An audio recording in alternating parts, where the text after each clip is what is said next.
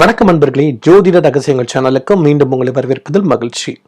அன்பர்களே, இன்னைக்கு என்ன பதிவில் நேரத்திலிருந்து நம்ம என்ன பதிவு பார்த்துட்டு இருக்கோம்னா, என்னென்ன பொருட்கள் வீட்டில் நமக்கு நெகட்டிவ் எனர்ஜி உண்டு பண்ணும், எதெல்லாம் வச்சிருக்க கூடாது, எதெல்லாம் தரித்திரத்தை உண்டு பண்ணும் அப்படின்ற பொருட் பற்றி பார்த்துட்டு இருக்கோம். அந்த வரிசையில் இன்னைக்கு சில பொருட்கள் வீட்டில் இல்லாமல் பார்த்துக்கணும் அன்பர்களே. அது என்னன்றதை இப்போ நம்ம பார்க்கலாம்.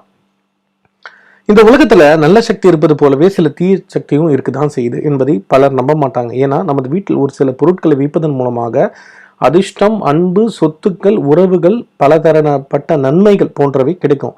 அதே சமயத்துல உங்களது வீட்டில் ஒரு சில பொருட்கள் நீங்க வைக்கிறது மூலமா உங்கள் வீட்டில் நெகட்டிவ் எனர்ஜி சூழ்ந்து காணப்படும். இதை நீங்க வீட்டுக்குள்ள இருக்கும் போது உணர முடியும். ஓகேங்களா? இதை பத்தி தான் இன்னைக்கு டீட்டெயில்டாக பார்க்க போறோம். என்னென்னன்றதை பார்க்கலாம்.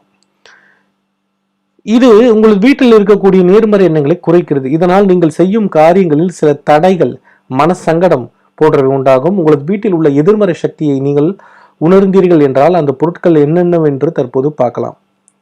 பிடிக்காதவர்களின் பொருட்கள்.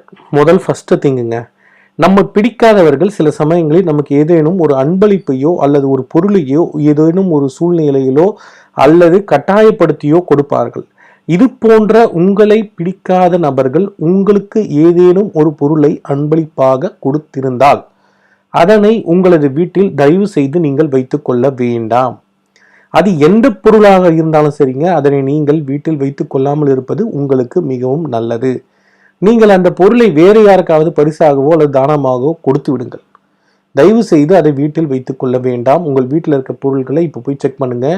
உங்களுக்கு பிடிக்காதவங்க ஏதாச்சும் ஒரு ப்ராடக்டை கொடுத்துருந்தாங்கன்னா, ஒரு ஷோகேஸ் பொம்மையோ இல்லை ஒரு ஃப்ரேம் போட்ட ஃபோட்டோவோ இல்லை எதுவாக இருக்கட்டும், கிஃப்டா இல்லை எனிதிங், உங்கள் ட்ரெஸ்ஸு, இது எது மாதிரி எதுவாக இருந்தாலும் சரிங்க, உங்களுக்கு அவங்க பிடிக்காதவங்க இப்போ அவங்க உங்ககிட்ட சண்டையில் இருக்காங்க, பேசுறது இல்லை, அவங்களுக்கு ஆகுறது இல்லை அப்படின்னு நினச்சிங்கன்னா தயவு செய்து அந்த பொருட்களை முதல்ல அகற்றிடுங்க.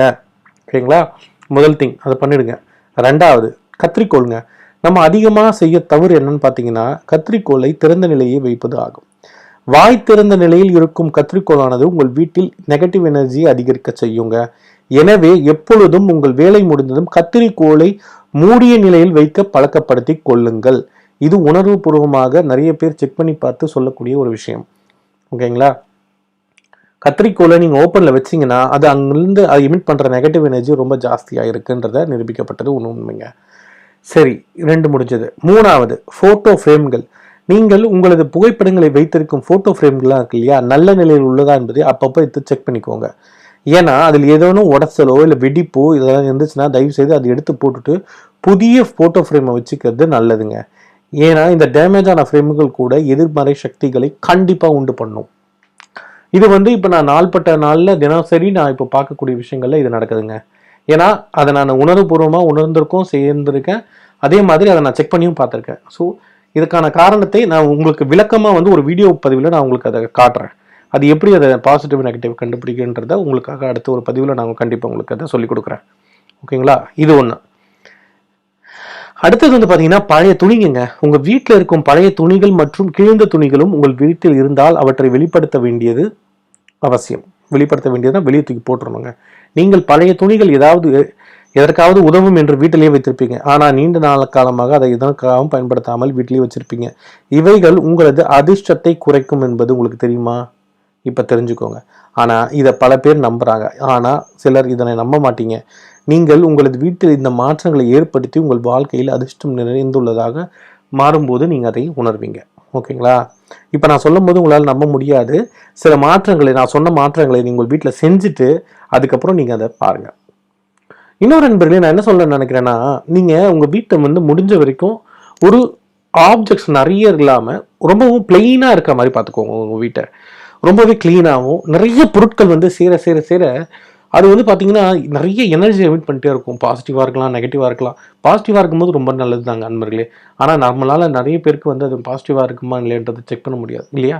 அதனால் முடிஞ்ச வரைக்கும் வீட்டை சுத்தமாகவும், அதாவது நிறைய பொருட்களை வைத்து நம்மளுடைய வீட்டை அலங்கரிக்கணும்னு செய்யணுன்ற பேரில் நம்ம ரொம்பவும் ஒரு வகையான நாசம் பண்ணக்கூடாது வீட்டை. ஓகேங்களா? அதை பார்த்துக்கணும். அடுத்ததுங்க, உங்களுக்கு முன்னாடியே இந்த பதிவு நான் சொல்லியிருப்பேன், இறந்த மிருகங்கள் சில பேர் வந்து பார்த்தீங்கன்னா, நீங்கள் புலியின் தோல், மானின் கொம்பு போன்றவை உங்களது ஹால்ல அழகுபடுத்துறதுக்காக சில பேர் வச்சிருப்பாங்க. ஆனா, அவ்வாறு கிடையாதுங்க. இறந்த எந்த ஒரு மிருகத்தின் உடலின் பகுதியும் உங்கள் வீட்டில் நீங்க வச்சிருந்தீங்கன்னா, உங்களது வீட்ல நெகட்டிவ் எனர்ஜி ரொம்ப அதிகமாகவே இருக்கும். எனவே வீட்டில் வைத்துக் கொள்ளாமல் இருப்பது நல்லது. பழைய காலத்து வீட்லலாம் வந்து பார்த்தீங்கன்னா, இந்த குரங்கு பொம்மை, அப்புறம் இந்த புலி பொம்மை, புலி பொம்மைன்ற பேர்ல அதோடைய உருவத்த அதோடைய தோல் எடுத்துட்டு வந்து அதெல்லாம் வச்சு செஞ்சிருப்பாங்க. அது உள்ள இது ஃபிக்ஸ் பண்ணி, சில இடத்துல காக்கை, பறவை, புறாக்கள் இதெல்லாம் வச்சு செஞ்சிருப்பாங்க. தயவு செய்து இறந்த எந்த ஒரு விலங்கினத்தையோடைய தோலையோ இல்லை எந்த ஒரு பொருளையுமே வீட்டுக்குள்ளே உபயோகிக்கக்கூடாது நண்பர்களே. ஓகேங்களா? அது ரொம்ப முக்கியமான விஷயம். தயவுசெய்து அப்படி ஒரு இருந்துச்சுன்னா தயவுசெய்து எடுத்து இப்போவே தூக்கி போட்டுருங்க. யாருக்கும் கிஃப்டாக கூட கொடுக்காதீங்க. ஏன்னா அது வந்து நமக்கு நம்ம நம்ம வந்து ஒரு வேற ஒருத்தவங்களுக்கு நெகட்டிவ் கொடுக்குற மாதிரி ஆகிப்போயிடும். ஸோ அதனால் தயவு செய்து அந்த இறந்த மிருகங்கள் எதுவாக இருந்தாலும் வீட்டில் வைக்க வேண்டாம். சரி, அடுத்ததுங்க. உங்கள் வீட்டில் காஞ்ச பூ இருந்துச்சுன்னா தயவுசெய்து அதெல்லாம் எடுத்துக்கூடாதுங்க.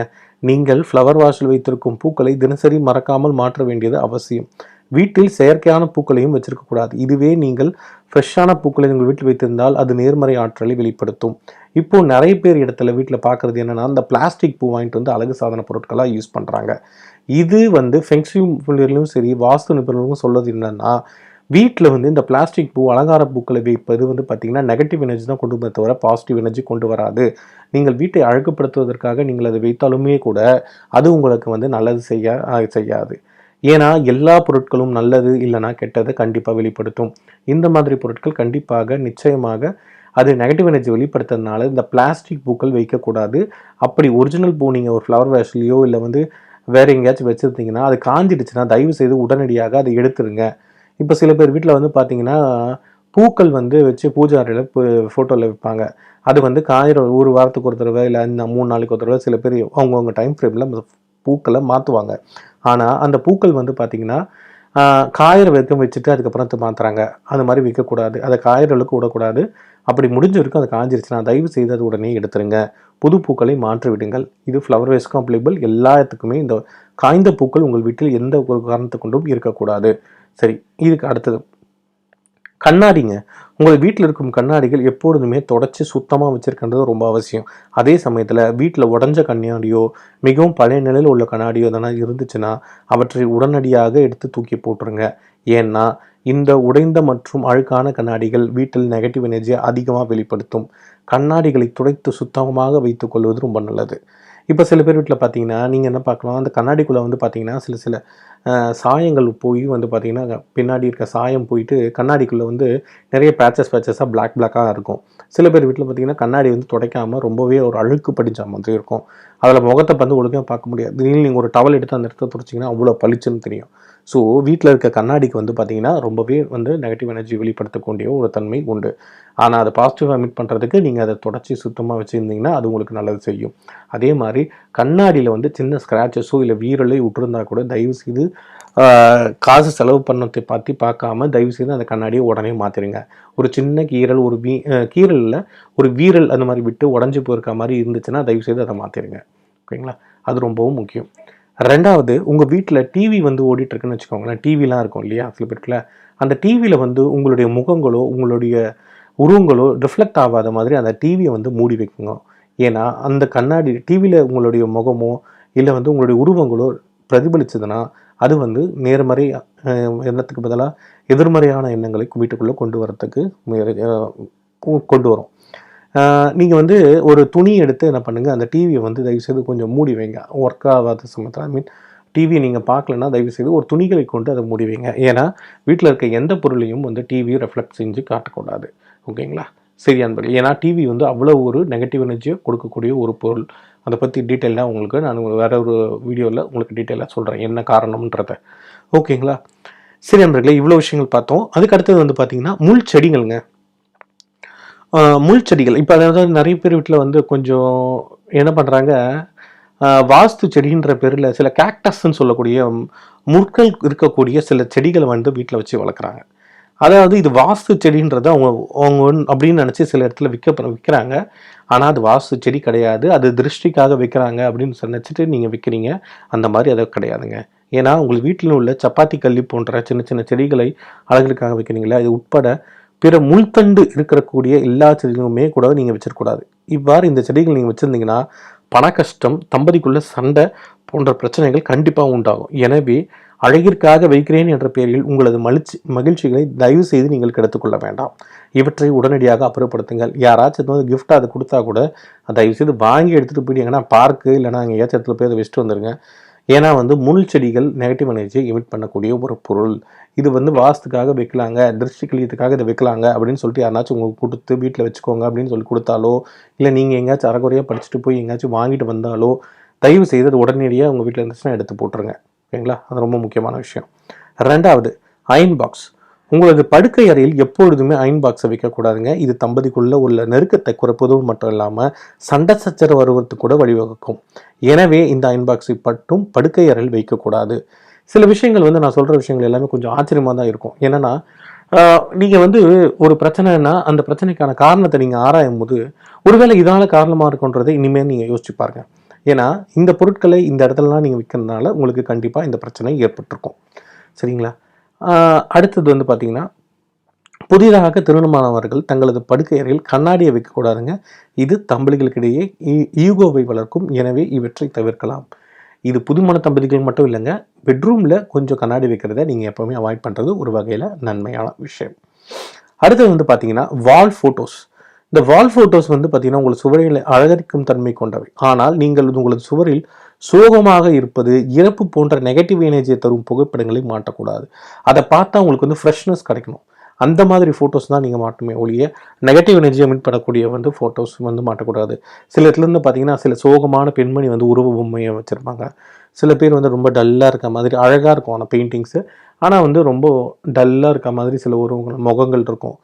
அந்த மாதிரி பெண்மணி முகத்தோடைய அந்த மாதிரி சோகமாக இருக்கக்கூடிய பொருட்களோ இல்லை ஏதாச்சும் ரொம்ப யோசிக்கிற மாதிரி இருக்க பொருட்களோ தயவு செய்து வைக்க வேண்டாம்.